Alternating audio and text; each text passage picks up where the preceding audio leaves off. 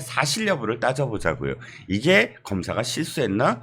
그렇지 않더라고요. 네네. 보니까 2018년도에 이재명이 경기도지사에 당선되자마자 경기도 전 직원들에게 지침을 내리는데 그 지침이 뭐냐 하면은 실국장 전결 사항일지라도 네네. 사전에 보고할 것, 특히나 평화 정책, 그러니까 대북 정책과 관련해서는 사전 보고와 사후 보고를 할 것이라는 지침을 내렸더라고요. 네네. 이게 판결문에 아예 다 들어가 있더라고요. 그러니까 이게 네네. 말이 안 되지 않습니까? 이게 어떤 사건이냐면 예. 이재명 대표를 상대로 하는 사건이잖아요. 네. 직접적이든 간접적이든. 네. 지금 이재명 대표는 대한민국의 넘버 2예요. 네. 의전 서열은 우원식 국회의장이 넘버 2지만 네. 권력적인 것으로 봤을 때는 이재명 대표가 제가 봤을 때 넘버 2거든요. 오죽하면 여의도 대통령이라고 하겠습니까? 검찰이 그 대한민국의 넘버 2, 실질적인 넘버 2, 여의도 대통령 이재명을 상대로 해서 네. 기소를 하는데 공소장 하나 쓸 때 대충 썼겠습니까? 10번, 20번, 100번을 봤을 거예요. 네. 그 다음에 따져보고 또 따져보고 또 따져보고 그 다음 온갖 경우의 수를 다 써가지고 그래가지고 쓴 게 공소장일 거라고 전 생각을 하고요. 네. 만약에 그렇지 않고 설렁설렁하게 그렇게 구멍 뚫린 그런 공소장을 냈다 그러면 그 공소장 쓴 검사들은 다 벗어야 돼요. 네. 저는 그런 생각을 갖다가 하는데 그럼에도 불구하고 이런 식으로 또 이제 문제를 갖다 삼는다 그러면 그 문제 삼은 것 자체가 얼마나 허술하고 얼마나 어거지였는지가 금방 밝혀질 것으로 생각을 하고요. 네. 공수처에선 빨리 좀 일침을 했으면 좋겠어요. 이런 거 받으면 한 달 내에 빨리빨리 그거 못 끝내나? 그렇게 능력이 없나? 어쨌든 저는 이런 것들을 저 좌고우면하지 말고 네. 그 공수처에서는 못하러 아직까지도 그 상병 그 어떻게 한다는 이야기가 오늘이 7월의 마지막 날인데 왜 거기에 대해서 기자회견도 안 하고 보도자료도 안 내고 그런지 저는 진짜 모르겠어요. 그러니까 어쨌든 빨리 공수처에서 제대로 된 답을 갖다가 내놓기를 바라겠습니다. 2년 동안 하는 걸 보니까 네네. 기본이 안 됐어요. 기본이. 네. 뭐 그렇죠. 소환하는 소환하는 과정, 수사하는 과정, 그다음에 언론에 그걸 공표하는 과정, 기소하는 과정, 어느 과정이든 전부 다 기본이 안 됐어요. 기본이. 그러니까 지금 이 모양이죠. 네네. 그런데 보니까 자꾸 기본 하니까. 오늘은 하루 종일 기본이야. 네네. 오늘 그러니까 막 오늘 들어와 주신 분들이 계속 그 말씀하셔요. 아니 당 이름 말이야. 당 이름 새롭게 정하자. 기본이 네네. 안 된 당부터 네네. 계속 그 새로운 안을 내주시고 계세요. 아 그러고 있습니까? 예. 네네. 자, 조선일보가 오늘자로 또 단독 기사를 냈는데 네네. 이 내용을 좀 해석을 해주세요. 보니까 쌍방울 송금 사건으로 1심에서 징역 9년 6개월을 선고받은 이화영이 수원구치소에 수감되어 있던 1년 8개월 동안 343회 접견을 받았다. 네. 이틀에 한 번꼴이에요. 네네. 1.8일이니까. 네. 그 다음에 누구야? 김용은 1.4일에 한 번. 와, 네네. 이건 더 적네. 네네. 그리고 송영길도 1.4일에 한 번. 야, 이렇게 계속 매일같이 하루 종일 변호인을 만날 수 있는 이거 특권 아닌가요? 뭐 누구도 다 그럴 수 있는 건가요? 이건 돈이 많아야 돼요. 아하. 왜냐하면 저 같은 경우는 형사사건 맡으면 피고인 구치소 접견을요 한 번 가거나 많아야 2-3번 가요. 왜냐하면 그렇게 가면 구치소 한 번 가면 반나절이 깨지거든요. 그렇죠. 그러니까 재벌 정도 돼가지고 아예 그 다음에 이제 재벌 회장님들 같이 돈 많은 분들은 변호인들 보고 접견 자주 오라고 해가지고 그래서 뭐 옛날에 뭐 집사 변호사니 뭐 그런 이야기가 나왔었단 말이에요. 네. 왜냐하면 하루 종일 깜빵에 있는 것보다 네. 그 접견하면서 이제 변호사하고 뭐 이런저런 농담이라도 따먹는 게 그게 편하니까. 네. 그러니까 이제 그런 것들이 됐었었는데 네. 그런데 이화영이 돈 많습니까? 아, 이하영이 돈이 없어요, 보니까. 그렇게까지 막 김성태한테 한 10년 이상을 그렇게 돈을 받았는데도 불구하고 네. 또 여기저기 스폰서 뭐처럼 돈을 받았는데 돈이 없더라고요. 그다음 뭐 송영길은 돈 많습니까? 송영길도 돈은 많지 않더라고요, 보니까. 아니 돈 없다고 하면서 막 한동훈 보고 막 뭐라고 그러지 않지 네, 않았습니까? 그런데 어떻게 그런 사람들이 저렇게 300번 변호인이 300번을 간다? 그럼 이거 시간 타임 차지만 해도 얼마겠습니까? 이거는 어마어마한 일인데 어쨌든 그거는 뭐 개인적인 사정이니까 그 다음에 뭐 변호사가 아주 그냥 싸게 서비스를 갖다가 해주는 것일 수도 있으니까 더 중요한 건 뭐냐면요. 예. 이화영이 주장한 바가 뭐였습니까? 자기가 검찰로부터 뭘 당했다? 회유를 당했다. 네. 그러면 변호인 접견 몇 번 했다? 343번을 갖다가 했다. 예. 변호인 뭐 하는 겁니까? 내가 지켜줘야 될 그 의뢰인이 검사로부터 회유당하고 있는데 접견을 343번씩이나 갔다라고 하는 변호인은 눈만 그냥 꾸벅꾸벅 뜨고 맨날 고등어 타나 안 타나 그거 보고만 앉아있고 이랬단 이야기입니까? 이화영의 주장은 앞뒤가 안 맞는 거예요. 차라리 변호인이 접견을 딱 3번밖에 안 왔다. 그런데 변호인이 접견을 3번밖에 안 와가지고 내가 외롭고 힘들고 막 쫄리고 그랬는데 검사가 딱 불러가지고 온갖 방식으로 때로는 연어를 먹이고 때로는 막 윽박지르면서 나를 회유했다. 이랬다라고 하면 제가 그나마 그럴 수 있겠다라고 인정을 하겠는데 변호인이 343번이나 오는데 그 와중에 이화영은 자기가 회유당하고 있는 거를 자기 편인 자기 변호사 그한테 숨겼다는 이야기입니까? 이화영을 343번을 갖다가 접견한 그 변호사는 이재명이 보낸 뭐 감시인입니까? 그랬단 이야기입니까? 그랬다라고 하면 또 이야기가 되지. 그러니까 지금 이화영 등이 주장하는 모든 이야기들은 상식적으로 그 법조계를 조금만 잘 알고 법률 실무를 이런 형사재판이나 이런 것들과 관련된 실무를 요만큼이라도 아는 사람이라고 하면 얼마나 저게 말도 안 되는 허황된 것인지 금방 캐치할 수가 있을 거다라고 생각이 됩니다. 이 대목에서 갑자기 이게 떠오르는 거예요. 네네. 지난번에 민주당 의원들이 접견왔을 때 이런 얘기 했잖아. 김강민 변호사 좀 챙겨달라. 네네. 이 얘기를 했잖아. 네네. 보니까 이런 느낌이 드는 거야. 지금 딱 보니까. 이렇게까지 찾아온 사람 중에 한 사람이 김강민이잖아요. 네네. 변호인 중에. 근데 자기는 돈을 제대로 내지 않았을 거 아니야. 응? 그러니까 김경민 챙겨주지 그랬어가 무슨 뜻이냐? 네네. 아니 저기도 주고 말이야. 공천도 주고 네네. 나한테 변호한 게 나를 위해서야. 이재명을 위해서지. 네네. 근데 공천도 좀 주지 그랬어. 네네. 이런 뜻 아니었을까요? 네네. 아마 줄 것 같아요. 왜냐하면 원래 안 주려고 하다가 이런 것들이 딱 이제 오픈이 됐으니까 김광민 변호사 또 안 챙겨주면 또 입이 이만큼 나오지 않겠습니까? 그럼 무슨 짓을 할지 또 어떻게 알아? 그러니까 챙겨줄 수도 있지 않을까? 보궐 나갈까? 아무튼 뭐 기가 막힙니다. 오늘자 또 기사 하나가 보니까 뭐 이화영 김성태가 10년간 경제적 후원 관계다 이런 기사가 나왔는데 네네. 뻔한 내용이긴 한데 이 이화영의 행태가 제가 늘 주장하듯이 딱 이런 행태가 계속돼 그대로 이번에 드러나서요. 보니까 이런 식이에요. 2019년도 말에 21대 총선에 용인시 갑 그것도 예비 후보야. 네네. 공천도 받지 않았어. 예비 후보로 등락하자마자 김성태한테 가서 야 내가 딱 이번에 이렇게 받을 거고 근데 이재명이 국회에 자기 사람이 너무 없다고 나한테 출마를 권유해. 네네. 이거 무슨 뜻이야? 내가 나가고 싶은 생각 딱 없는데 이재명이 지금 나 이렇게 딱 밀어주고 있어. 그래갖고 내가 예비 후보 등록했어. 그러니까 좀 신경 써줘. 그래서 외통위에 내가 갈 건데 통일부 가면 대북사부터 신경 써줄 수 있을 것 같다고 하니까 야 나 후원금 내. 이렇게 얘기했대요. 네네. 이 말의 흐름이 딱 뭔가 느껴지지 않으세요? 네네.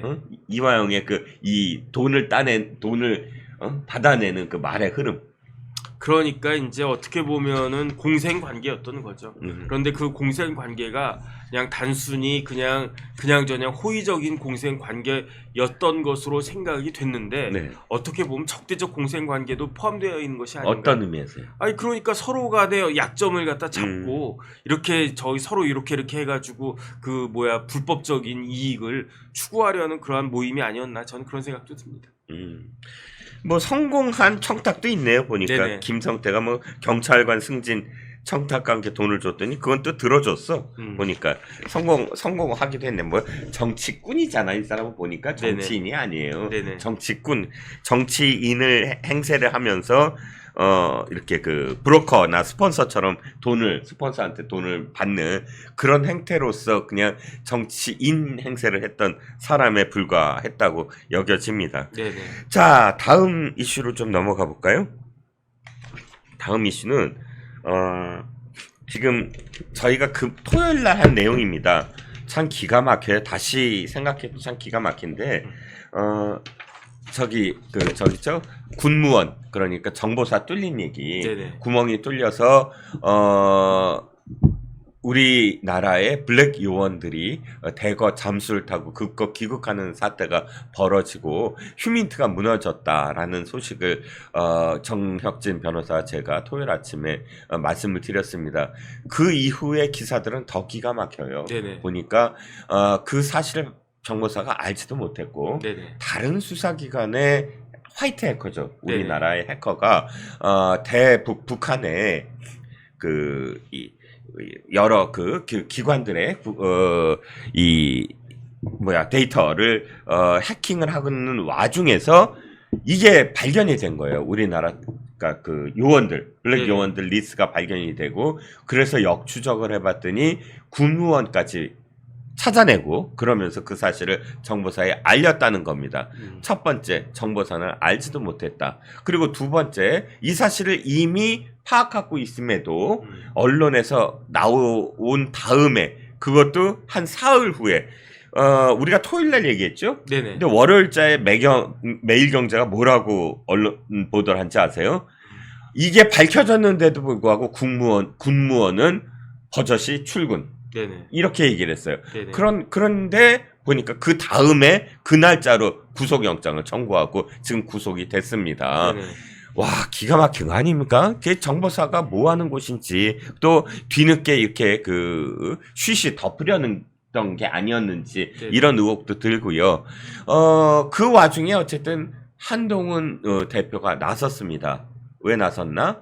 이게 바로 간첩법을, 그러니까 적의 범주를 북한에 한정돼서 지금 있어요. 이 법, 우리나라 법이. 그렇기 때문에 그 이외의 국가, 북한이 아닌 외국으로 바꿔서 북한 이외의 국가를 위해서 기밀을 유출하거나 하는 그런 그것도 역시 간첩행위다. 중하게 엄벌로 다스려야 한다라는 내용의 법안을 민주당이 반대했기 때문이다. 이렇게 얘기해서 지금 논란이 커지고 있네요. 이걸 조금 정리를 갖다 해보면요. 네. 이 사건이 밝혀지게 된 계기가 네. 아마 우리나라 국정원 소속일 것으로 보이는데 네. 지금 사실 국정원이 할 일이 없어요. 왜 할 일이 없습니까? 대공 수사권이 없으니까. 네. 그러니까 국정원 소속의 이제 해커가 네. 아마 심심하니까 어디 한번 뚫어볼까 하면서 뚫어본 거예요. 어딜 뚫어봤느냐? 북한에 있는 서버를 해킹을 딱 했는데 네. 뭐 별거 아니겠지 하고 해킹을 딱 했는데 그 안에서 우르르 쏟아져 나온 게 뭐냐면은 우리나라 블랙 요원 명단으로 추정되는 명단이 쫙 떨어지는 거예요.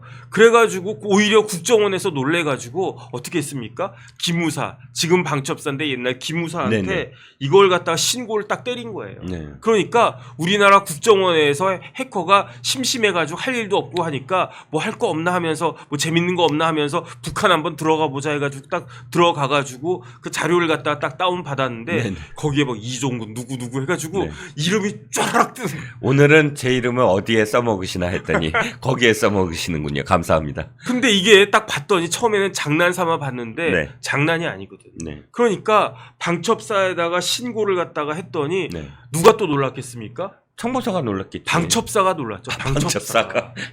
왜냐하면 기무사가 이런 거 보는 데니까. 네, 예, 방첩사가 그 각 부대에 뭐 잘못된 거 없나, 이렇게 비위 없나 이런 것들을 갖다가 뭐 보안 같은 거 제대로 되고 있나 이런 걸 보는 데가 네. 그게 보안사가 기무사 되고 기무사가 지금 방첩사 된 거 아니겠습니까? 네. 방첩사가 놀래가지고 어떻게 했는가 다시 한번 그러니까 이게 도대체 어디서 나갔는지를 갖다 찾아봤더니 네. 방첩사에서 네네. 이게 정보사의 군무원 그 노트북에서 나갔다고 하는 게 그 드디어 이제 발견이 된 거예요. 네. 발견이 돼가지고 그러니까 그 군무원 불렀겠죠. 그래가지고 그 군무원 보고 아니, 당신 노트북에서 이렇게 흘러나간 흔적이 있는데 어떻게 된 거냐. 네네. 그랬더니 그 군무원이 놀래가지고 아 나 범인이다. 범인 아니다. 이거 해킹된 거다. 네. 그랬는데 이제 방첩사에서 더 세밀하게 조사를 해보니까 네네. 어떤 사람이냐. 이 군무원은 군인이 아니거든요.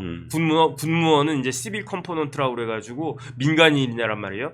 민간인이 군대에서 근무하면 그게 군무원이 되는데 이 군무원은 처음부터 민간인이었던 게 아니고 네. 군에서 현역으로 근무하다가 제대하고 다시 그 군무원으로 민간인 된 이후에 전역한 이후에 민간인이 된 이후에 군무원으로 취직을 갖다가 한 건데 그 사람 노트북에서 이런 게 나오는데 만약에 그게 그 군무원의 그 이야기 자체가 말이 안 되는 게 그 군무원이 되게 높은 사람이어가지고 그러한 그 아주 고급 정보를 다룰 수 있는 사람이었다라고 하면 해킹이라고 하는 게 말이 될 수가 있는데 그런데 군부대에서요 그 군무원한테는 그렇게 중요한 일을 시키지 않거든요. 그러니까 그 군무원 자체가 그런 블랙 요원들의 명단을 가지고 있을 만한 위치에 있지가 않다. 그러면 근데 네 노트북에 왜 이게 들어가 있냐? 네가 이거 담당하는 것도 아니고 네가 권한도 없는데 네가 부대장이냐? 네가 높아? 아니잖아요. 네. 그러면서 이게 어떻게 된 것이냐? 이 군무원이 그 뭐라 그럴까 이제 그 간첩질을 갖다가 한 것이다라고 하는 게 지금 딱 드러나고 있는데 그래가지고 그 군무원 구속되지 않았습니까? 네네. 이제 구속이 됐는데 중요한 건 뭐냐면요. 네. 야, 우리나라 해커가 그걸 발견했네. 그다음 우리나라 방첩사가 그걸 갖다 찾아냈네. 그다음에 그 방첩사 해가지고 그 나쁜 짓 한 그 군무원 구속됐네. 끝 이게 아니란 말이죠. 네네. 진짜 중요한 건 뭐냐면 네. 북한, 네. 중국, 러시아 이런 데에서 자기의 생명을 담보로 국정원에 가면요 네. 검은 별들이 있어요. 네. 이름 없는 별들. 7개. 그런 거는 예. 그냥 그 국정원의 그야말로 블랙 요원 아니겠습니까? 네네. 블랙 요원들이 우리나라 위해서 순국한 사람들. 네. 그러니까 최상병도 순직했지만 네. 국정원 요원들이 전 세계에 다 나가가지고 우리나라 이익을 위해서 그다음에 우리나라 안보를 위해서 목숨 바쳐서 일하다가 진짜 목숨 바친 사람들이 이름도 없는 하나의 별이 돼가지고 블랙 요원들은요 네. 순직한 다음에도 이름이 없어요. 네. 이름이 나타나면 안 된단 말이에요. 네네. 그런 중요한 기밀 중에 기밀을 갖다가 이 군무원이라고 한 작자가 이걸 갖다가 팔아넘겼다는 이야기 아니겠습니까? 네네. 그러니까 어떻게 됐습니까?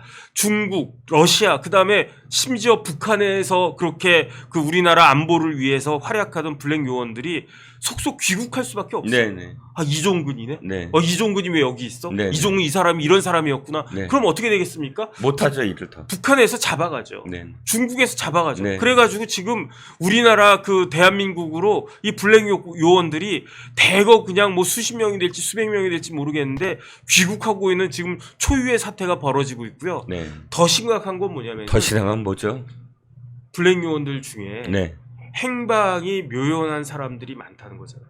그렇죠. 그러니까 네. 이거는 진짜 그 군무원이라고 한 사람은 어떻게 보면 아주 극형에 처해졌다라고 생각합니다. 그렇죠. 자기의 동료를 갖다가 이런 식으로 팔아넘긴 거 아니겠습니까? 그렇죠. 그러니까 반대로 생각을 갖다가 해봐도 네네. 지금 우리나라에서 암약하고 있는 간첩들이 한두 명이겠습니까? 그렇죠. 그 명단을 갖다 우리가 북한에 있는 그 북한 사람은 좋은 사람이죠. 그 북한에 있는 사람이 우리나라한테 간첩의 명단을 갖다 딱 줬다. 그럼 우리나라 뭐 국정원, 뭐 방첩사, 그 다음에 뭐 정보사 이런 데는 눈만 멀뚱멀뚱 뜨고 아이고 뭐 정혁진 그 열심히 일 잘하고 있네 이렇게 보고만 있겠습니까? 다 잡아갈 거 아니겠습니까? 그렇죠. 그런데 우리나라는 그래도 민주국가고 법치국가니까 법에 따라서 형사처벌을 갖다 하지만 북한, 중국, 러시아 이런 데 있는 사람들은 어떻게 되겠습니까? 그냥 어떻게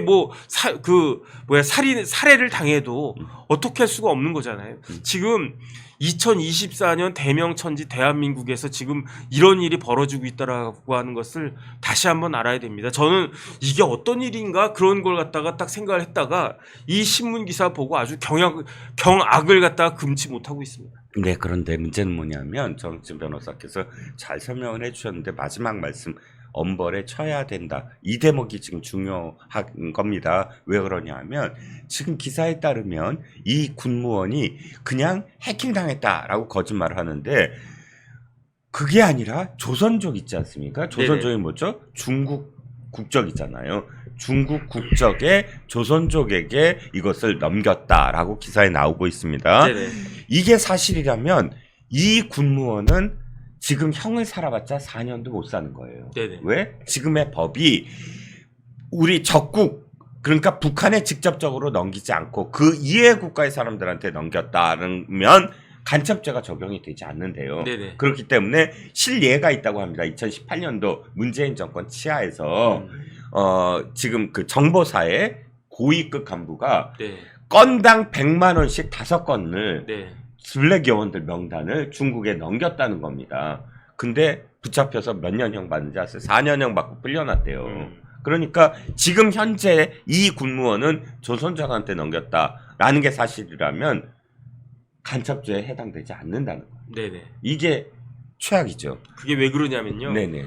우리나라의 간첩죄는 어디에 규정되어 있느냐? 네. 형법 98조에 그 규정이 돼 있어요. 네. 간첩죄의 정의가 뭐냐면 네. 적국에게 그 우리나라 군사 기밀, 우리나라의 기밀을 네. 넘겨주는 거를 그걸 간첩이라고 하는 거거든요. 네네. 그런데 그렇기 때문에 간첩죄가 성립하려면 네. 적국이어야 해요. 네. 그럼 어떤 나라가 적국입니까? 모든 나라를 우리나라가 다 적국으로 돌릴 수는 없잖아요. 네. 그러니까 적국이라고 하는 건 결국은 북한밖에 없는 거예요. 네. 그 다음에 국가보안법에는 반국가단체라고 이렇게 규정이 되어 있는데, 그러니까 뭐 중국, 러시아, 만약에 옛날 냉전 시대 때는 뭐 중국, 러시아, 소련 막 이런 나라들도 적국이라고 포섭할 수 있었을지 모르겠는데, 지금은 다 우리나라랑 수교하고 있는 나라 아니겠습니까? 우리나라 사람들 중국에서 참 많이 하고 있지 않습니까? 러시아도 뭐 자주 가고 있지 않습니까? 그러니까 이런 나라를 어떻게 적국이라고 할 수 있겠느냐? 그러니까 이런 문제가 있다라고 국민의힘에서 그 지난 정권에서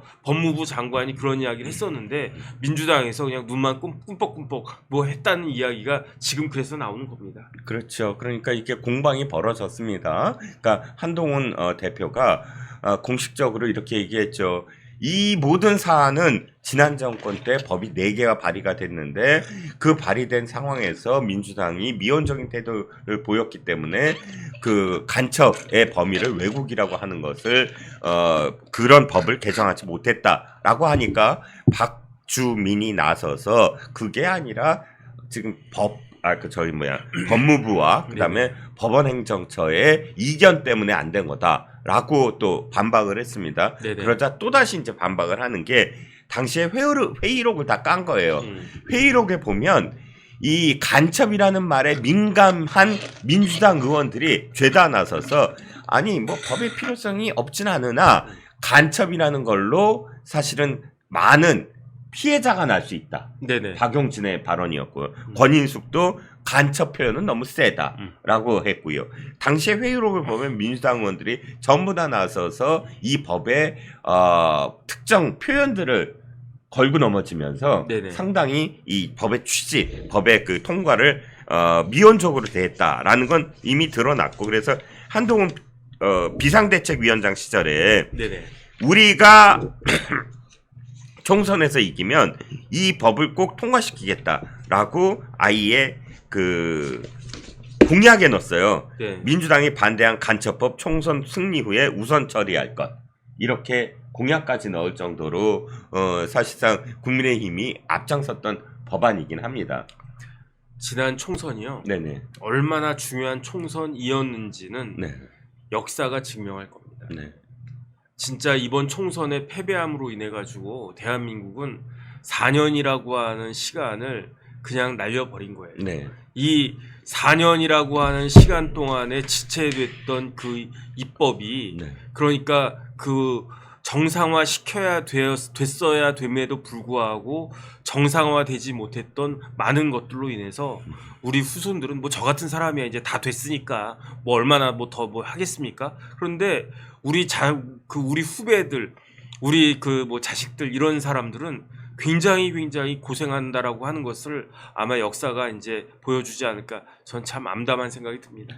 그렇죠. 그런데 저는 박지원이라는 사람을 정말 이해할 이유가 없지만 참 이해가 안 되는 대목이 많아요. 네네. 이번에 이런 상황이라면 더군다나 국정원장 출신이잖아요. 네네. 그러면 보다 더 정확하게 어떤 상황인지 그리고 국민들에게 이 상황에 대한 엄중함을 이야기해야 할 위치라고 생각을 하거든요. 그런데 뭐라고 그런지 아세요? 군무원 말이 맞을 것 같다. 네네. 해킹 당했을 가능성이 더 크다. 네네. 이건 또 무슨 말입니까? 저는 오히려 반대로 생각해요. 어떻게 해요?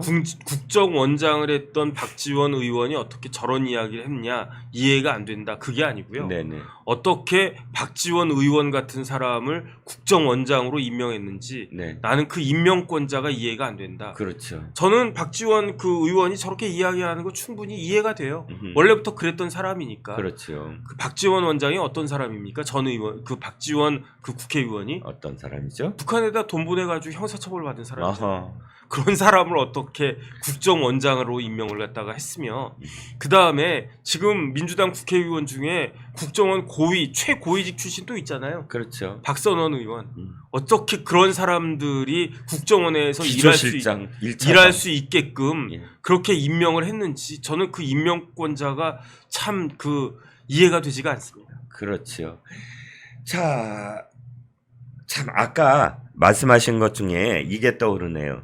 K대에 제가 네네. 학교 명을 좀 숨기겠습니다. K대에 어떤 과가 있는데 네네. 이 과의 학생들은 네. 가려져요. 네. 바깥에 그냥 학교 이야기 해도 돼요.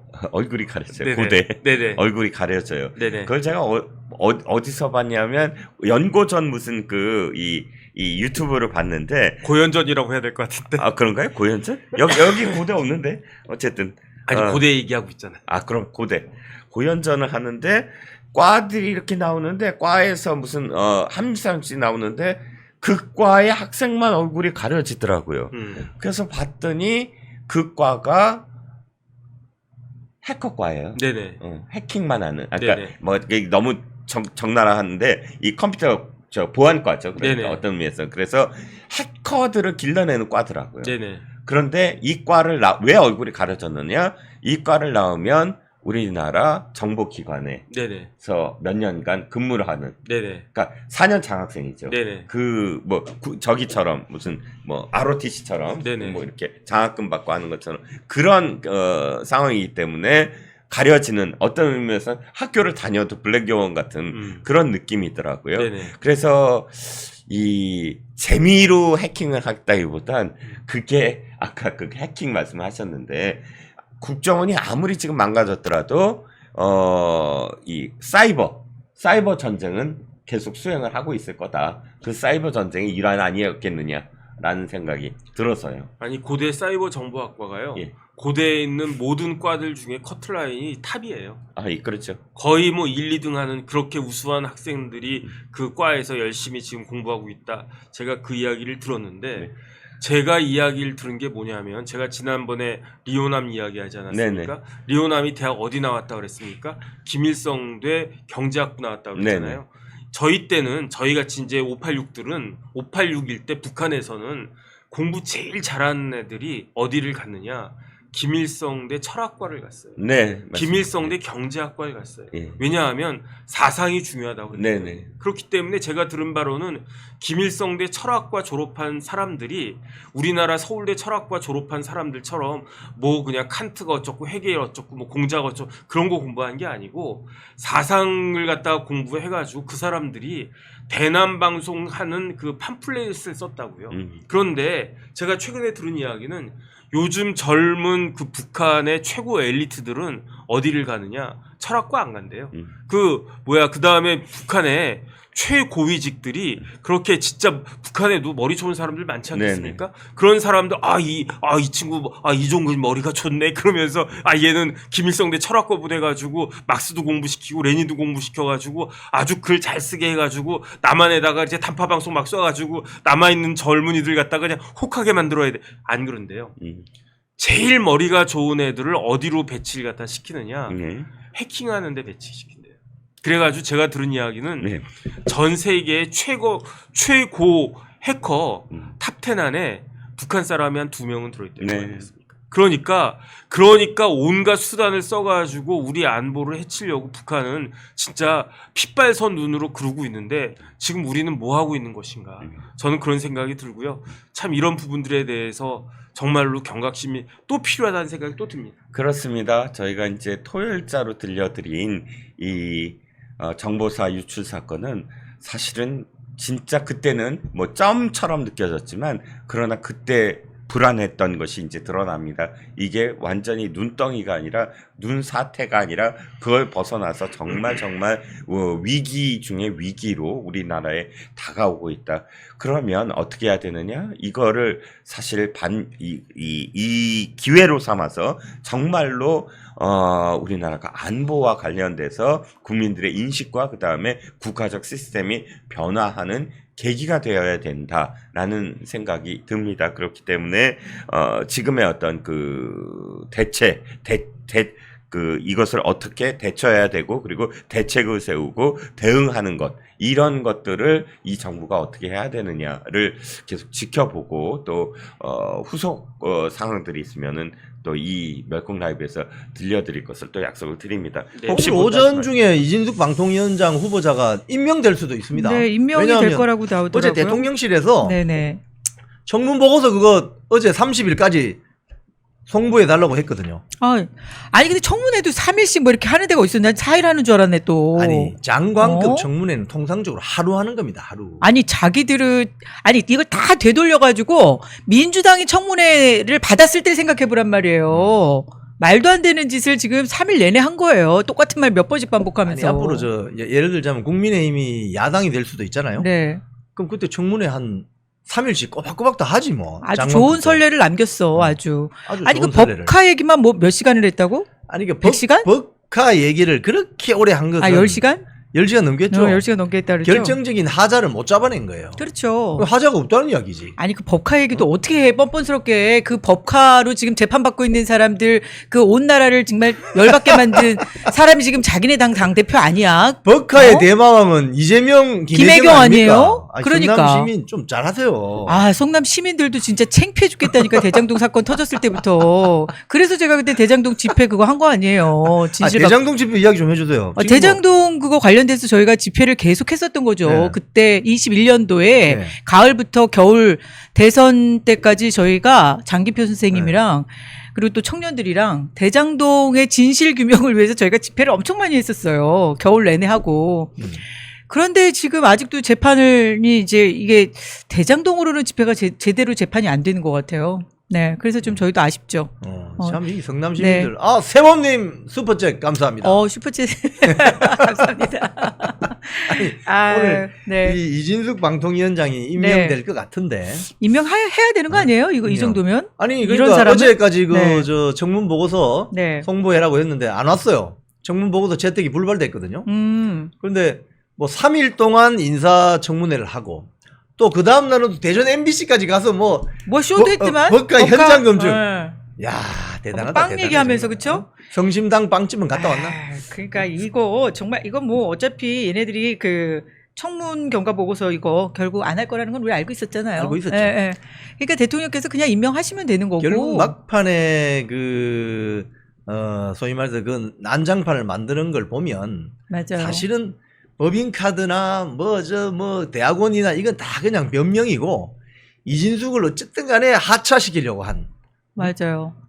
임명되지 못하게 막으려고 한 그거지 뭐. 아니 이런 거 가지고 뭐 대학원 문제 이런 거 가지고도 얘기할 게 없는 게 민주당에서 그 총선 때 공천 준 사람들 있잖아요. 마포에 공천 준 사람도 경찰하면서 계속 뭐 어디 다녔다며 대학원도 다니고 로스쿨 그 변호사까지 되고 이지은 맞아요.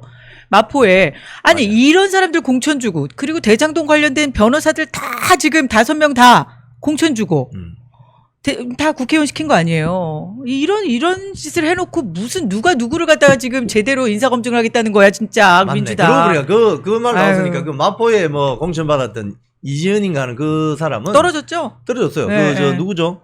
저기 그 조정훈 조정훈한테 떨어졌죠. 그 경찰 아슬아슬하게 떨어졌어요. 그렇죠. 경찰 근무를 하면서 네. 휴직을 했는데, 네. 그죠?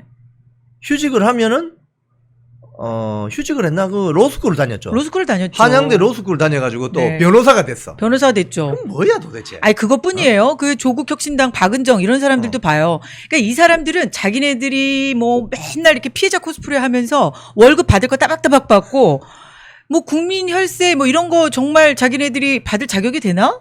그런데도 이거 가지고 인사 검증할 때 다들 진짜 내로남불이다 이런 얘기들 많이 나왔어요. 내로남불의 진영입니다, 여러분. 이 내로남불이란 말을 좌파 참 진영의 이 내로남불은 정말 참을 수 없는 지금 수준에 와 있어요. 맞습니다. 이재명, 김혜경 뭐 네. 등등등 해서 보면 자기들이 하면 로맨스, 남이 하면 불륜이야. 그러니까요. 기자들은. 아 여기서 민주당에서 이진숙 그 방통위원장에 대해서 이거 이 직을 주면 안 된다고 얘기할 수 있을 만한 그 자격이 되는 사람이 누가 있을까요?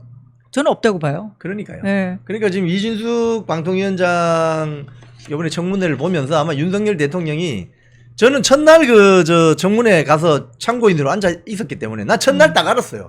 아 법인카드 저거 별거 없구나. 이진숙 방통위원장 임명되겠구나. 아 자신 있게 얘기하시잖아요. 이렇게 사적으로 쓴 거 없다. 네. 이제 임명됐다 이제. 아 임명됐대요? 박수! 자, 축하드립니다. 화이팅, 화이팅, 축하드립니다. 아, 네네. 좋았어. 아니 근데 원더우먼님 감사합니다. 원더우먼님 여기 나타나셨어? 이진숙 방통위원장이 임명됐다고 합니다. 아, 박수 아유 칩시다. 감사합니다. 이야. 네 축하드립니다. 네. 네, 여러분. 아 근데요 이 한겨레에서 기사 낸 거 보니까 이번 주 임명 강행할 듯 이랬잖아요. 오늘 난 거죠. 근데 야당은 또 탄핵 카드를 또 맞불 예고하다 이러는데 솔직히 진짜 양심 좀 있어봐요. 임명날 했는데 뭐 아니 다르기야. 솔직히 말해서 윤석열 정부에 지금 2년이 지났는데요. 2년 지나는 동안 방통위원장을 지금 2명을 다 탄핵을 하겠다고 난리를 쳐갖고 사퇴를 한 거예요. 그러니까 이게 국민들도 똑바로 알아야 되는 게요. 이게 방통위원장을 이진숙 위원장을 이번에 뽑게 된 이유를 좀 잘 아셔야 돼요. 맞아. 이거는 정말 언론을 정상화시키는 것을 어떻게 보면 민주당이 맡고 있는 거거든요. 그렇죠. 맞습니다. 그러니까 이거를 지금 잘 생각하셔야 돼요. 프레임 전환을 잘 하셔야 되는 게 이 언론의 정상화, 공영방송의 정상화를 시켜야 되는 게 윤석열 정부의 최대 임무인데 이걸 지금 맡고 있는 게 민주당이에요. 발목 잡고 있는 게. 이걸 지금 계속 정상화시키려고 하는 이동관 위원장 탄핵시키겠다고 했죠. 그다음에 김홍일 위원장도 탄핵시키겠다고 해서 사퇴하신 거 아닙니까? 그렇죠. 그러니까 사퇴할 때 저는 야 이렇게 사퇴를 하는구나. 신의 한 수네? 이랬는데 또 이게 지금 뭐 하는 겁니까? 위원장 선임하고 또 청문회하고 민주당은 지금 어떻게 보면 나라를 정상적으로 돌아가게 하려고 하는 마음이 요만큼도 없어요. 없어. 네. 지금 자기네들 정권 가져갈 것만 생각하지. 오로지 난장판으로 만들자는 것뿐이고 그 결론은 뭐냐 하면 윤석열 정권 탄핵하고 탄핵하겠다는 이재명 거죠. 사법 리스크를 줄이고 이겁니다. 그렇죠. 오로지 이재명 방탄을 위해서 지금 민주당이 존재하는 거 아닙니까? 그렇습니다. 그런 과정은 저는 이재명 그 당대표가 이제 나중에 구속이 되잖아요. 예를 들어서 사법적인 이제 책임을 지고 이제 감옥에 가야 되는 상황이 올 거 아닙니까? 그럴 때 민주당에서 지금까지 옹호하면서 난리쳤던 저 국회의원들 어떤 태도를 보여줄까요? 다 그때는 또- 이합 집산하겠지. 근데 또 태세 전환을 확 하겠죠. 확 하겠지. 어. 아마 정청래 한번 지켜봅시다. 법사위원장이 제일 웃을 것 네. 같은데 미소를 지을 것 같은데. 정청래 같은 사람들이 아마 어쩌면 제일 빨리 할 수도 네. 있어. 자 이진숙 방통위원장이 이제 임명이 됐습니다. 네, 아 축하드립니다. 이거 네. 속이 뻥 뚫리는. 잘 해줄 것 속보. 같아요. 아주 강단이 있으시더라고요. 제가 오늘 오전 중으로 될 거라고 제가 예상을 아까 했는데. 예상하셨어요. 예고하셨죠. 오전 중으로. 어. 오늘 저희들이 이 우리 박소영 대표님도 가시는데 11시부터 국회 앞에서 집회 있죠? 기자회견이 있어요. 네네 기자회견. 예, 네. 거기 가서 저희들이 이진숙 방통위원장이 언론 개혁에 앞장서라 이런 내용으로 저희는 이제 기자회견. 방통위원장인 이진숙 위원장한테 이제 명령을 하는 거죠. 명령하는 국민들이. 거지. 국민의 명령이다. 네. 언론 개혁에 앞장서 주세요. 네. 이렇게 지금 기자회견을 할 겁니다. 오늘 거기 국민의힘 국회의원들도 좀 오실 것 같은데. 아 그래요? 이 방송 보시는 분들 11시까지 국회 정문 앞에 오시면 됩니다. 네, 국회 뭐 정문 앞에서 저희 오늘 연설하고 기자회견. 싶으신 분은 속 시원하게 한번. 네, 한번 마이크 잡아주셔도 예. 되고. 오늘 좀 네. 너무 더운 관계로 저희들이 1시간 넘는 집회는 하지 않기로 했습니다. 기자회견으로 딱 한 4, 50분. 근데 저희 21년도 여름 생각난다. 그때 여름에도 21년도 여름에도 저희가 언론중재법 막으려고 그 땡볕에 1시간씩 피켓팅하고 아, 있었거든요. 그것도 그 이재명 민주당 때문이었잖아. 그랬죠. 어? 그때 우리 이영풍 기자님하고 우리가 그때 만나가지고 와, 이거 진짜 이거 언론에 재갈 물리는 거 우리가 막은 거야. JTBC. 맞습니다. 우리 근데 JTBC나 뭐 이런데 언론 어디 노조는 언론 자유를 입에 올리고 있어? 아니 방송법 예. 이렇게 얘네들이 이게 통과시키는데 입 다물고 있는 게 참 이상하지 않아요? 맞습니다. 어. 자, 지금 이진숙 방통위원장이 이제 오늘 임명됐잖아요. 네. 그럼 자, 과천 오늘 제가 벌어질 일을 제가 예상을 해드릴게요. 자, 일단 과천에 있는 방통위원회로 간다. 출근을 한다. 네. 가면서 출근 저지하나 또? 전체 그러니까 이제 부위원장으로 김태규, 김태규 권익위 부위원장. 권익위 부위원장이 같이 네, 네. 지금 선임이 됩니다. 네. 그럼 2명만 있으면 회의를 열 수 있어요. 그렇죠. 두 명 자, 체제. 그럼 전체 회의를 연다. 네. 그러면은 이 긴급 사안이 있을 땐 전체 회의를 열 수 있거든요. 그쵸. 통상 48시간 전에 회의 안건을 내야 되지만 긴급 사안이 있을 때는 할 수 있습니다. 자, 오늘 그러면 회의를 열어서 1번 안건이 뭐다? 제가 예상을 해드릴게요. MBC 박문진 이사들을 다 갈아치워 주세요. 네. 9명. 아, 자, 지금 그러면 박문진 이사 막 지금 신청 받았잖아요. 다 받았지. 네. 다 받아가지고 아마 인사검증 다 끝났을 겁니다. 아, 그래요? 자, 지금 현재는 권태선 이사장부터 민주당이 추천한 이사가 6명, 국민의힘에 추천한 이사가 3명이 돼 있어요. 네. 자, 그럼 오늘 들어가서 자, 오후 회의를 합니다. 회의를 해가지고 자, 민주당 박문진 MBC 박문진 이사들을 새로 선임하겠습니다. 라고 하고 방망이 두들기면 되는 거예요. 9명인가요? 9명. 네. 9명을 다 바꿔주세요. 그러면 이제 제발 좀 바꿔주세요. 아우, 나는 오늘 권태선 난 이사장 권태선, 권태선 얼굴 좀 안 봤으면 좋겠어요. 네. 권태선 이사장님 집에 갔어요. 네, 이제 집에 권태선 가세요. 같은 사람은 진짜 지금 그런 사람이 지금까지 박문진 이사장으로 앉아 있는 걸 가만히 보고 있는 언론 노조, 진정한 노조가 아니죠. 네. 노조가 아니고 그 준 정치 집단입니다. 정치 집단이. 작년에 그 공정언론 국민연대가 네. 권태선 이사장을 감사원에 국민감사 청구를 했습니다. 아, 네. 그 내용이 뭐냐면 한 5가지 되는데요. 네. 아니 이런 5가지의 의혹이 있는데도 불구하고 권태선 이사장 뭐 했지? 지금 권태선 이사장은 오늘 물러나는 것만으로 끝나면 안 되고 사법적 책임도 조치를 져야 받아야 돼. 이 그쵸. 당사자는 고소하고 네. 제3자는 고발해야 돼요. 이 권태선 이사장이 책임이 큽니다. 자, 보세요. 이런 게 방송장악 아니에요? 이런 게 방송장악이지. 작년에 국민감사 그 청구받은 꽃길님 감사합니다. 감사합니다. 이 보세요. 첫 번째, MBC가 2019년에 네. 미국에 가서 리조트 개발 사업을 했는데 리조트 개발. 별걸 다 한다. 아니 MBC가 뭐 미국 가서 리조트 개발 사업을 해? 왜 자기들끼리 가려고 그랬나? 아 진짜. 어? 105억 원의 투자 손실. 투자 105억 원. 손실. 투자 손실 105억 원. 돈을 번 것도 아니고. 이 참. 105억 원 누가 가져간 거야? 아, 이거 호주머니로 어떻게 해야 돼요, 이거? 배임? 뭐로 해야 돼요? 여기 하나 있고요. MBC 자회사 MBC 플러스가 있는데 네. 실내 스포츠 스매시 파크 사업 투자했는데 100억 원대 손실. 아니, 왜 손실이 이렇게 많아? 그다음 울트라 뮤직 페스티벌 10억 원 투자 후 수익금 미정산. 메이저리그 베이스볼. 줄줄이네. MBC가 무슨 메이저리그 베이스볼 월드 투어 중계권 확보 위한 투자금 미회수. 아이고. 대구 MBC 2022년 사내 근로복지기금 200억 원 출연 경위. 야. 무려 5건에 대해서 국민감사 청구를 했어요. 아니. 그 대상이 권태선 이사장이라고. 아니, 이래놓고 자기네들이 국민방송이다 뭐 이렇게 얘기할 수 있어요? 국민방송이 아니고 만나면 좋은 친구가 아니고 만나면 기분 나빠. 만나면. 그러네. 만나면 불쾌해. 그러네. 응? 그래서 권태선 이사장 같은 경우는 이사장을 했기 때문에 네. 오늘 만약에 권태선 이사장이 집에 가세요. 이거 지금 사법적으로도 네 문제돼요, 자유롭지 이거. 못하겠네요. 어? 네, 권태선 이사장. 이 5가지에 대해서 지금 신임 이제 그 이사장, 신임 네. 이사들이 꾸려지면 그렇죠.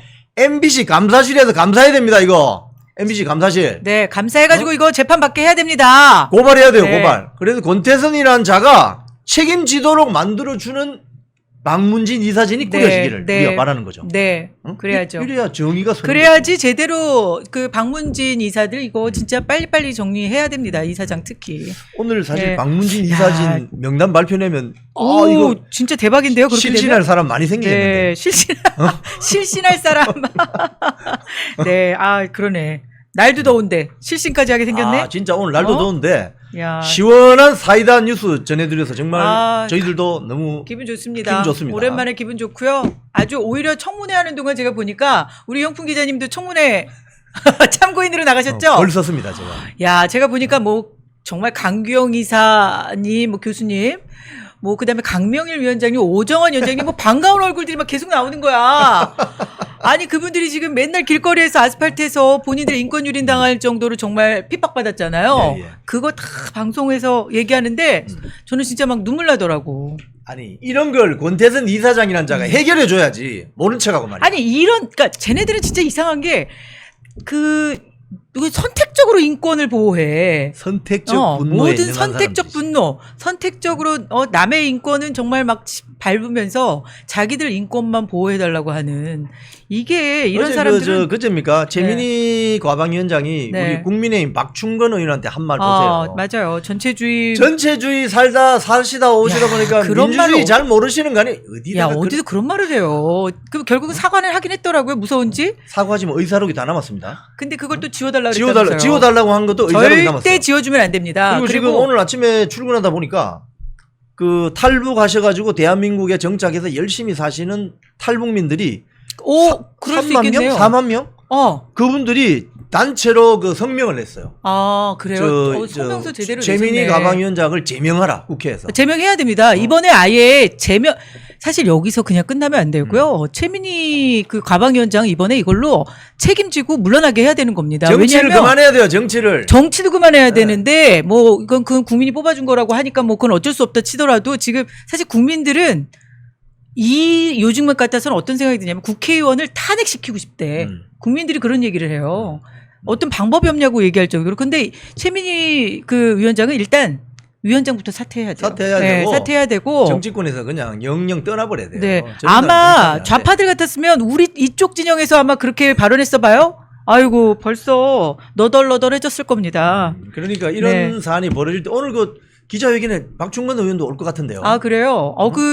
정말 얼마나 정말 그 북한에서 탈북해가지고 여기 와갖고 정말 열심히 열심히 살고 공부해가지고 있지. 정말 똑똑한 이번에 이제 국회의원이 됐는데 비례대표 2번으로.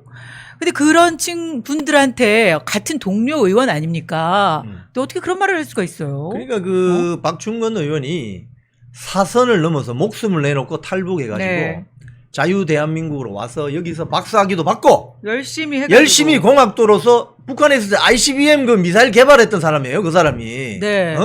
그런 사람에서 대한민국의 우파 정당의 국회의원도 되고 있어요. 자유민주주의 국가니까 가능한 거예요. 우리나라는 이렇게 되는 나라단 네. 말이에요. 이런 박충건 의원을 어디다가 그런 망언을 해가지고 말이야. 가슴에 대못을 받고 말이야. 피멍들게 하고. 반드시 탈북하신 분들 저 최민희 끌어내리세요. 최민희 최민희 끌어내리셔야 정치권에서 돼요. 그냥 이거 이번에 우리가 자존심을 걸고 가방위원장에서 끌어내려야 돼. 지금 이제 이 자격이 안 돼. 이진숙 방통위원장이 이제 임명됐는데 이진숙 방통위원장이 일단 박문진 이사를 갈아치운다. 그럼 첫 이 번째 박문진 임무죠. 이사들이 무엇을 할 것인가? 네. 사장을 바꾸겠죠? 그러겠죠. 사장을? 지금 사장. 사장을 바꿔야지. MBC 사장도 바뀌는 거예요? 드디어? 안형준 인노총 출신 사장은 공영방송의 사장은 임기가 정해져 있습니다. 이런 거 필요 없습니다.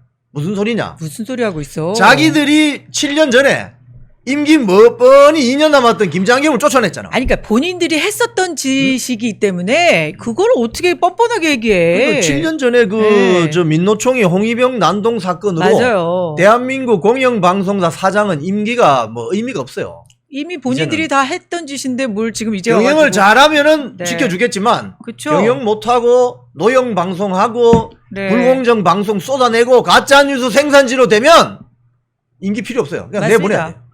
MBC가 박성재 사장 뭐 해가지고 최승호, 박성재. 최승호, 박성재 이번에 청문회 나가고 얘기하는 거 보니까 또 뻔뻔들하대. 최승호도 몇 번지 곤란한 질문하니까 아주 이렇게 피해 가더라고요. 저분한테 물어보세요. 저분이 저 정상화위원회 참나. 조사실장이었는데 저분한테 물어보세요. 이렇게 하고. 그런 건 또 딴 사람한테 미루고. 아유. 선수들이야. 선수들이야, 선수들. 지금 그런데 이제 이 박문진 이사들이 바뀌면은 이제 국민의힘이 6명, 네. 민주당이 3명이 되거든요. 그렇게 되는 다수가 거죠. 되는 거죠. 국민의힘이 여당이니까. 야, 이제 자, 뭐 그러면- 이제 정상화 되는 겁니까? MBC는요 시청자분 아시는 것처럼 이 운동장이 기울어도 너무 기울어도 한 곳으로 그냥 완전히 그냥 생각하잖아요. 폭삭 주저앉아 있기 네, 때문에 네. 이 국민의힘 추천 이사들이 들어가서 이걸 좀 균형을 맞춰야 돼요. 균형을 맞춰줘야 돼요. 편파 보도하는 거 보니까요. 특히 MBC의 제3노조, 제3노조에서 성명서 내는 거 보면은 MBC 내부적으로 나오는 거잖아요. 그 성명서는 오정환 부장이나 뭐 이런 분들, 네. 위원장님이나 이런 분들이 내는 거 보면 정말 진짜 MBC 편파 보도는 진짜 정말 역대급이에요. 이거 뭐 MBC의 편파 보도나 이 불공정 보도는 이미 뭐 저 김대엽 뭐 병역 비리 사건 뭐 이거부터 해가지고 네. 뭐 PD 수첩 광우병 보도 맞아요. 뭐 지난번에 뭐 서울시장 선거 뭐 김만배 신앙님 뭐 이거 보면 뭐 맞아요. 뭐 역사와 이게 전통을 자랑합니다. 지금 나라를 역사와 정말 혼란스럽게 만드는 주범이고요. MBC는 또 라디오 보세요. MBC 라디오도 얼마 전에 또 라디오 들어보니까 제가 얼마 전에 택시 탔더니 라디오를 택시 기사님들이 MBC를 틀어놓고 이렇게 다니시나 봐요. 막 이진숙 위원장을 막 욕을 하는 거예요. 그러니까 왜냐면 MBC에서 계속 하루 종일 뭐 빵 얘기부터 시작해서 계속 하거든요. 김현 이런 사람들 거기 계속 출연시켜갖고 종일 떠드는 거예요. 그러니까 그러니 MBC 그런 생각을 전파가 들죠. 국민들을 정말 생각을 오염시키는 네, 마약 같은 맞아요. 저는 아주 이게 사회적 공기가 지금 이진숙 방통위원장이 말했잖아요. 사회적 공기가 사회적 흉기로 지금 돌변해 있다고. 맞아요. 청문회도 인사 검증을 하는 게 아니라 그 실력을 검증하는 게 아니라 망신 주기 그리고 그냥 뭐 정말 그 업무하고 상관없는 그 인사 능력과 상관없는 그런 것들을 탈탈 털어갖고 망신 주는 걸로 인신공격하고 인격 모독하고 이번에 뭐 역대급이었잖아요. 인격 모독은 뭐 뇌구조가 이상하다 뭐 별 얘기가 다 나왔었잖아요. 우리 최민희 과방위원장이 의사신가? 나이가 몇 살이냐도 물어봤다면서요. 그거 나이가 몇 살이냐 이거 대표적인 꼰대 발언 아닙니까? 네. 나이가 자기보다 적으면 그러면 뭐 고분고분 해야 되나? 굽신굽신 거려야 되나? 야, 그리고 또 이제 결국 이제 MBC는 민영화의 길을 걷겠어요. 이러면서 그렇죠? 네. 지금 사실은 이 박문진 이사진이 안영준 민노총 출신 사장을 몰아내고 네. 그다음에 해야 될 게 바로 이 MBC 민영화 아닌가? 그렇죠. 어떤 그런 이야기들이 많은데 좀 며칠 전에 갑자기 MBC 박문진이란다. 저기 정수장학회. 네, 정수장학회. 정수장학회 이사장이 돌연 사임했습니다. 아, 그래요? 사임했습니다. 갑자기 건강상의 이유를 들어가지고 그만두겠다고 왜 사임을 그랬을까요? 했는데 여기가 그 MBC 지분이 한 30% 정도 되잖아요. 지금 박문진이 70%. 네. 정수장학회가 30%를 들고 있어요. 그럼 정수장학회 30% 지분을 예를 들자면 민간에 매각해서 네.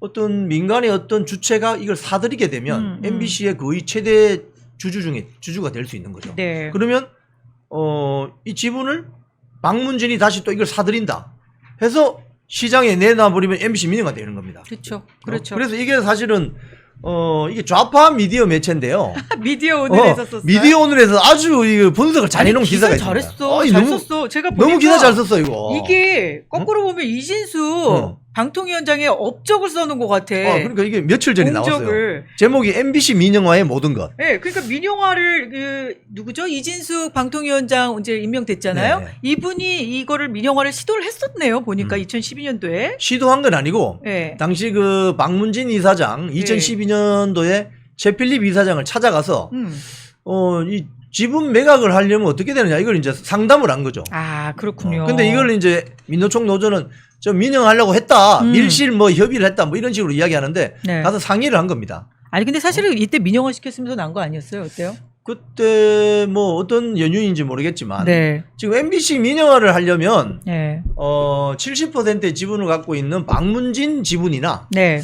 30%의 지분을 갖고 있는 정수장학회? 정수장학회 지분을 건드려야 돼요. 네. 건드려야 되는데 네. 요게 이제 MB 정부 시절에 논의가 된 것 같아요. 그러네요. 이 저 국정원이 작성한 2012년도니까요. 네. MBC 정상화 전략, 추진 방안 여기 보면 3가지 방안이 있는데 요걸 잘 연구하면 방법이 생길 것 같기도 그러네요. 해요. 네, 첫 번째가 보니까. 뭐냐면 이겁니다. 네. 쉽게 이야기하면 지방 MBC가 많아요. 네. 가령 부산, 울산, 경남에 보면은 울산, 부산, 마산, 진주 4개 있습니다. 다 MBC 있죠. 요걸 네. 광역화 방송을 하는 거지. 광역화 방송을 해가지고 직원들을 부산으로 다 오게 하고 통합해서. 그 다음에 진주, 마산, 울산, MBC 사옥을 팔아. 네. 팔면 돈이 나오겠죠? 그렇죠. 그 돈을 모아. 그럼 전라도도 가면 이런 게 있어요. 목포 MBC, 여수 MBC, 광주 MBC. 그럼 목포, 여수는 가깝잖아요. 그럼 광주로 출근해. 그 사옥, 여수 MBC 사옥 좋거든. 바다가 보이는. 그 사옥을 팔면 돈이 나올 거 아닙니까? 그렇죠. 그럼 그 돈을 모아. 그럼 대전도 마찬가지거든요. 충청도도 있고 네네. 강원도도 있고. 네. 자, 이 사옥을 매각하면 지방 돈이 생깁니다. 사옥을. 그렇죠. 네. 이거를 정수장학회 주고 정수장학회 지분 30%를 사면 되는 거죠. 사들이는 거지. 네. 그래서 요렇게 해서 지방 MBC 사옥 매각 대금으로 정수장학회 지분 30%를 인수해서 국민주 형태로 매각한다. 아 이거 괜찮은 방안인데. 네, 괜찮죠. 그럼 MBC 그렇게 하면. 광역화하면 되는 거지. 네. 그죠? 아 그리고 이제 진짜 MBC 이렇게 민영화도 되고 막 이러면서 이 언론인들이 정말 중심을 잡는 그쵸? 중립적인 뭐 이런 진짜 진정한 언론인으로 거듭났으면 좋겠어요. 거듭나야죠. 저는. 거듭나면 네. 정신 차려야지. 네. 그리고 또 재밌는 방식이 또 있어요. 뭐가 있죠? 뭐 이 신주 발행해서 인수자 공모한다 뭐 이런 것도 있는데 진짜 네. 재밌는 건 요거예요. 방심이 지금 유일인 방심위원장 있는 방심위? 방심위가 네.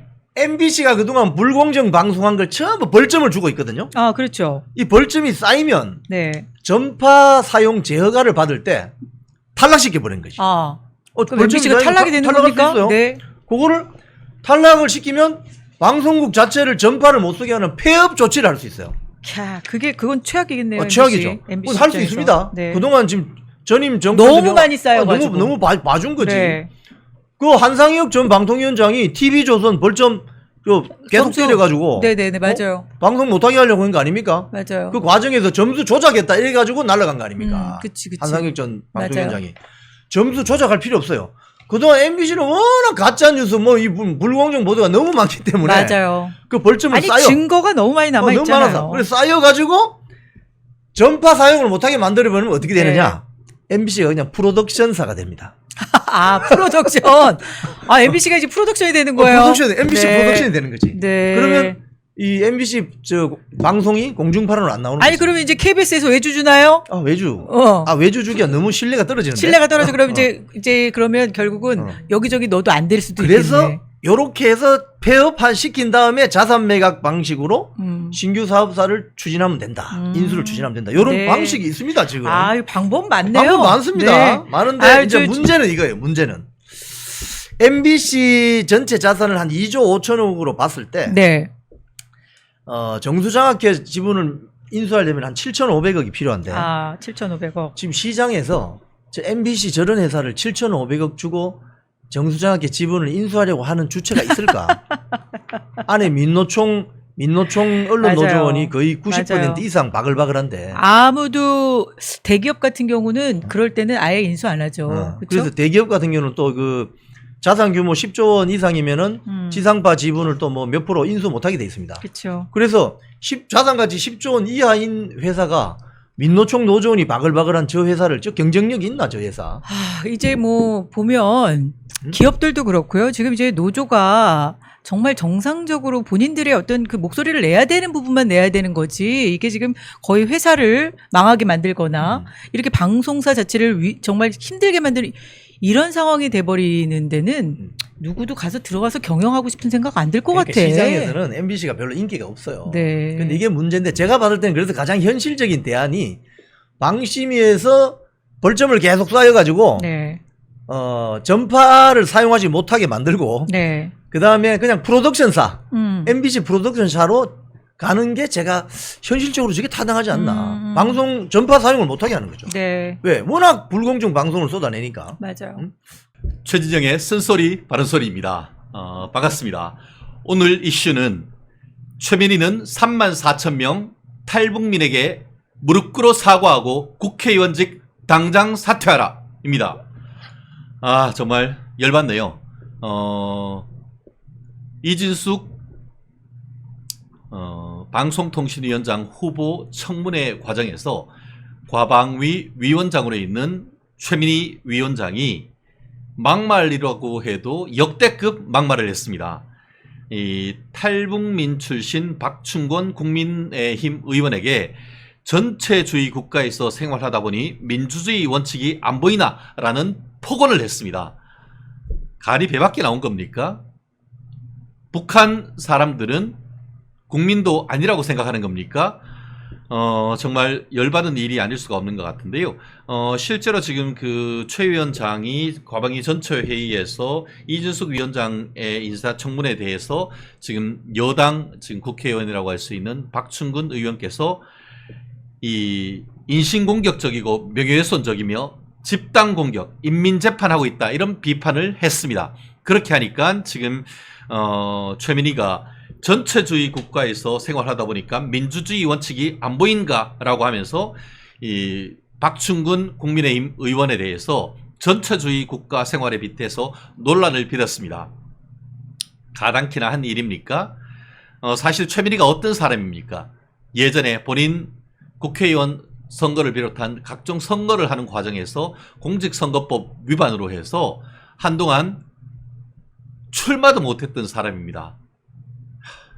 그리고 한때 또 그럼에도 불구하고 민주당에서 또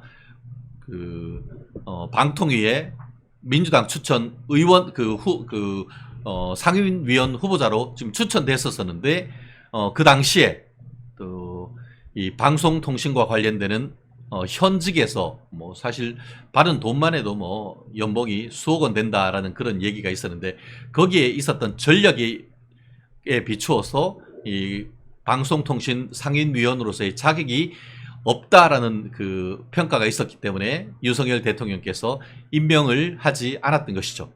그렇게 해서 있던 사이에 지난 22대 총선에서 남양주에 출마했고 얼마 전에 당선됐지 않습니까? 그러고는 지금 그 과방위 위원장으로 지금 앉아가지고 독서를 지금 쏟아붓고 있는 것 같은데요.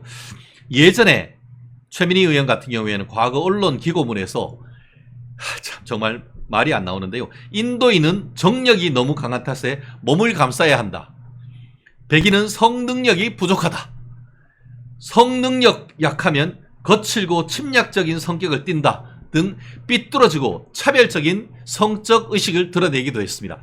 이런 사람이 대한민국 국회에 과학방송통신위원회의 위원장을 맡고 있다는 사실 자체가 국민의 한 사람으로서 부끄럽고 자괴감이 든다라고 하지 않을 수가 없는 것 같은데요. 이런 사람들의 국회의원 공천을 준 사람이나 이런 사람들을 뽑은 투표를 한 사람들이나 정말 반성해야 되는 것 아니겠습니까? 정말. 그리고 최민희 위원장에 대해서 정말 인민재판 하던 식으로 해서 명예훼손 식으로 이 방통통신위원을 이끌면은 안 된다라고 했던 박충근 의원은 누구입니까? 우리 멜콩TV에서도 한동안 국회의원이 되기 전에 출연하시기도 했던 분인데요. 함흥 출신 북한 이탈 주민으로서 김정은 국방종합대학 화학공학과 2007년에 졸업했고 북한에서 ICBM 대륙간 탄도미사일을 만드는데 했던 북한에서는 천재급 인재입니다. 그런 분이 탈북을 했고 정말 전체주의를 신물을 느껴서 탈북을 했고 한국에 와서는 서울대학교의 공대에 들어가서 이 박사학위를 받은 다음에 또 우리나라에서도 큰 인물로서 지금 그 과학기술 인력으로 활동을 하다가 이번에 국민의힘의 2번 공천을 받아서 지금 그 국회의원으로 활동하고 계시는 것 아닙니까? 제가 알기로 1987년생으로서 미혼입니다. 앞으로 갈 길이 구만리인 사람인데 북한 정말 김정은이의 어떤 그런 폭압과 전체주의를 견디지 못하고 탈북했던 사람한테 전체주의 살다 보니까 민주주의 원칙을 모르나? 민주주의 원칙을 깡그리 무시하는 것이 바로 다수결의 폭력을 일으키고 당대표 90%를 표를 주고 있는 민주당 아닙니까? 그렇기 때문에 민주당의 어떤 현재의 그와 같은 체제 그리고 문재인의 체제 이것에 대해서 연속 독재다. 그런 비판이 이루어지고 있는 것 아니겠습니까? 나아가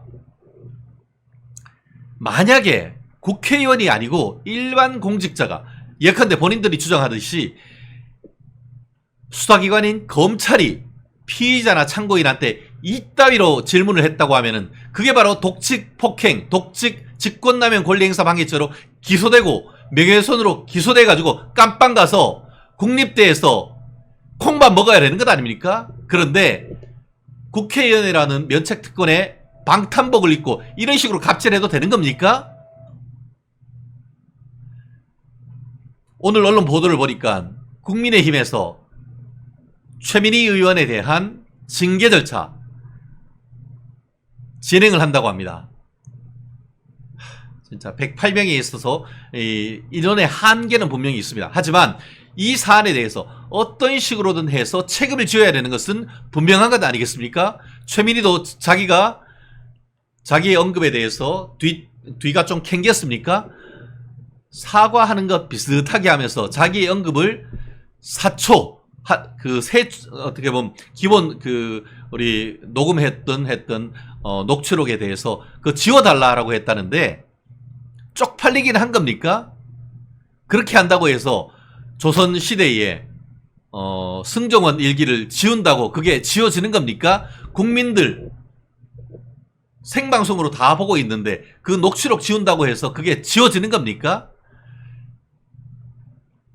지금 오늘 당장 과방위 위원장 사퇴하십시오. 나아가 본인 스스로 34,000명 탈북민들에게 사과하고 국회의원 당장 사퇴하십시오. 그렇지 않으면은 34,000명 탈북민들이 전체가 과방위 앞에 가서 항의를 할 것이고 민주당 앞에서 집회 시위를 할 것입니다. 나가도 어떻게 이렇게 나갈 수가 있는 겁니까? 결국 이것은 하루아침에 이루어진 것이 아니죠. 결국 북한인권재단 만들어서 출범을 한 지가 언제입니까? 그런데 민주당 인권재단 이사 추천하지 않고 있지 않습니까? 그렇게 하면서 결국 탈북민에 대한 이재명 대표와 민주당의 차별과 혐오, 그 가치관을 그대로 보여주는 증거이고 그동안 있었던 북한에 대해서 유화적이고 정말 본인이 한반도 운전자론이다 라고 얘기를 하면서 삶은 소대가리 소리를 들으면서도 찍소리 못하는 이런 민주당의 무인권적인 모습이 이런 인권 침해적이고 명예훼손적인 언급이 나오게 된 그 뿌리 깊은 배경이 아니겠습니까? 국민의힘 의원님들, 의원 나리님들 가만히 있지 마시고 국회에 있는 윤리위원회 당장 제소하시고 최민희에 대한 제명 절차 반드시 진행을 하십시오. 그렇지 않으면은 오히려 그 역풍이 국민의힘 의원들한테 갈 것이란 것 똑똑히 아시기 바랍니다. 야, 정말 열받는 상황 속에서도 정말 탈북민들이 더 힘을 모아셔가지고 대한민국의 민주주의를 위해서 더 노력해주는 모습에 저는 감명을 받습니다. 실제 어제 같은 경우에는 탈북민 출신 분 한 분이 이 규탄 성명서를 발표하면서 기자회견을 했습니다. 그러면서 전체주의의 환멸을 느껴 자유를 찾아 목숨을 걸고 탈북한 김다혜라는 분이었습니다. 그분의 용기에 박수를 보냅니다. 그 용기 있는 외침에 국민의힘 나아가 우원식 국회의장이 답을 내야 될 시간인 것 같습니다. 이번 계기로 해서 더 이상 탈북민을 조롱하고 탈북민을 우롱하고 탈북민의 인권적인 인권을 침해하는 이런 행태 민주당에서 반드시 싹 쓸어내야 된다고 확신합니다. 지금까지 최진영의 쓴소리 바른소리였습니다. 고맙습니다. 건강기능식품입니다. 홍삼을 원료로 한 면역력과 기억력 감퇴와 그 다음에 전립선 비대에 굉장히 좋은 그런 효능을 갖고 있죠. 이 2+1 이벤트 중이니까요. 이번에 참여하시면 건국 대통령 이승만 이 두 권의 책을 보내드린다고 하니까 이번 기회를 한번 놓치지 마시고 010-9922-1141로 전화를 주시면 될 것 같습니다.